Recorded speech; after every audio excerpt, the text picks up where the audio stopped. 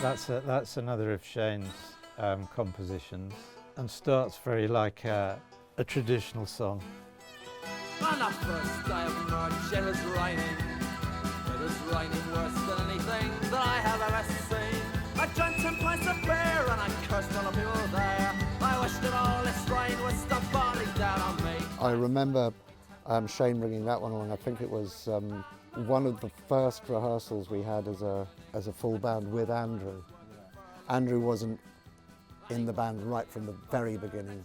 We went through a couple of drummers like I think a lot of bands do. I mean, I'm talking here over a period of just a few weeks before we found Andrew.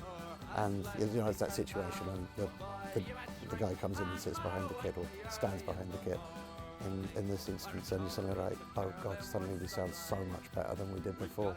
And that was Andrew and what he brought. Yeah, so Shane brought Boys from the County Hell along, and I just remember being struck at how sharp it sounded and how sort of well honed it was.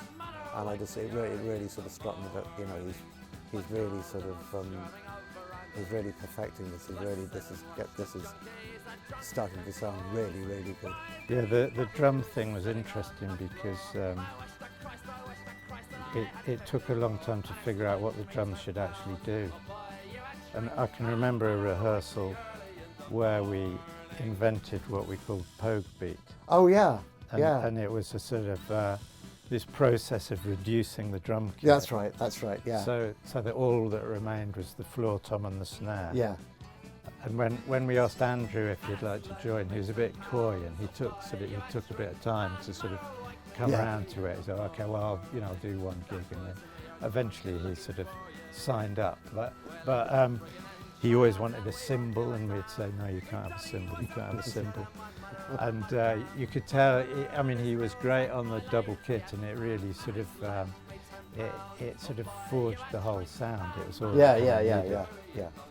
And then years later, one day, it was a ferocious way he had to play, and he damaged his finger doing rim shots, and he got a septic finger. Oh God, yeah, he nearly lost it. Yeah, so he couldn't play the two. So he finally managed to get himself a bass drum, because he persuaded us the only way he could play with one hand was if he could finally use his feet. So that sort of heralded the end of the glorious era of pogue beat, because